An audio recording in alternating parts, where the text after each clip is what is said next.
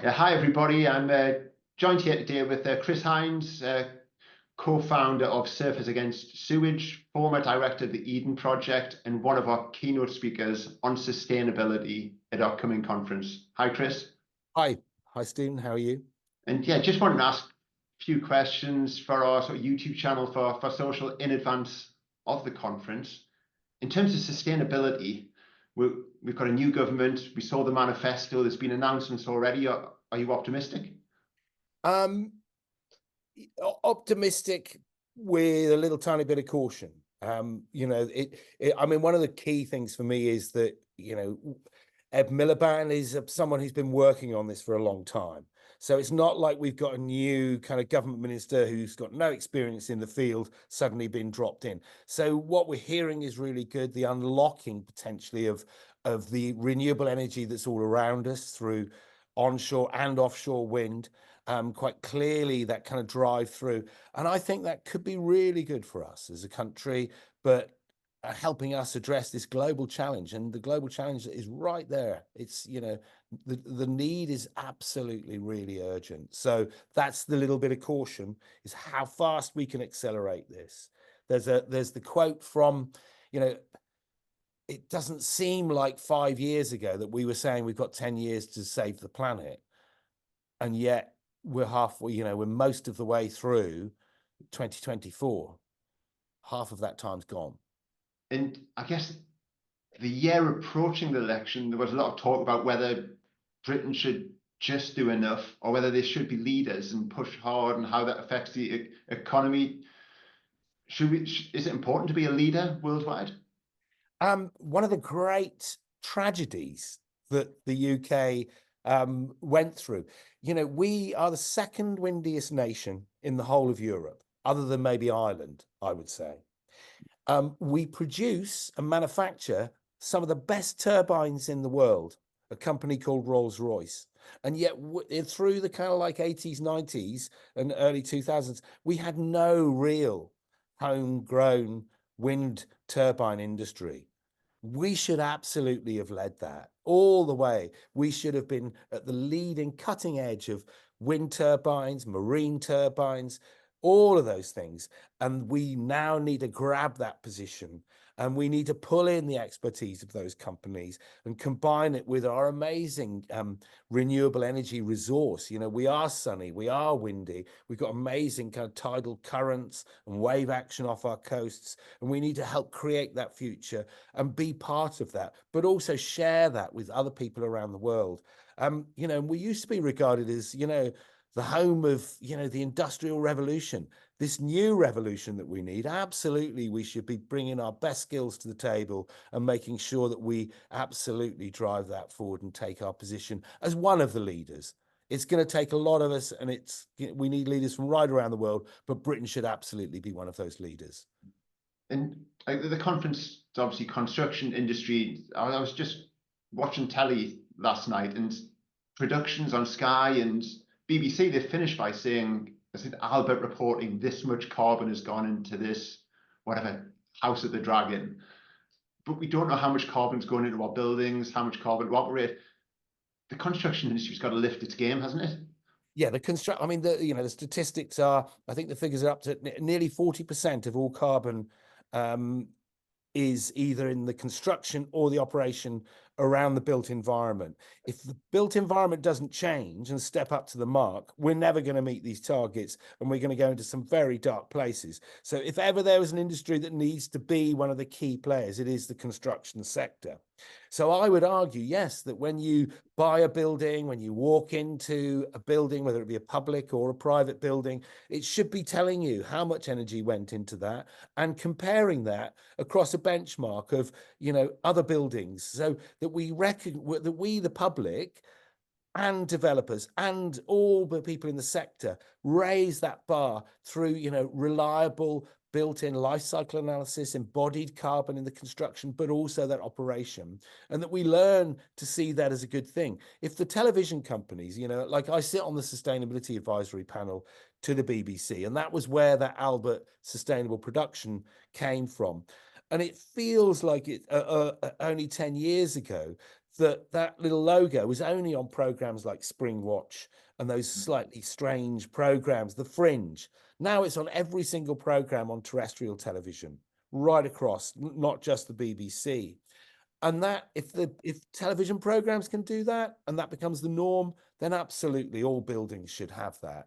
And it'll probably take us 10 years to get to that point, but we should absolutely start and really push that hard. So if someone was going to forward this conversation to Keir Starmer, you'd mandate it through planning, carbon reporting, mandate it through building regs. That's the aim. Yeah, so we can mandate it and we must mandate it. The clever companies and the leaders will step ahead of that.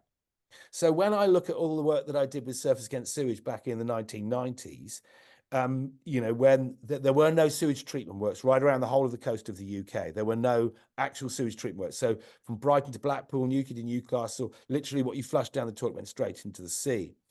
And there was a change in the technology that they needed to use.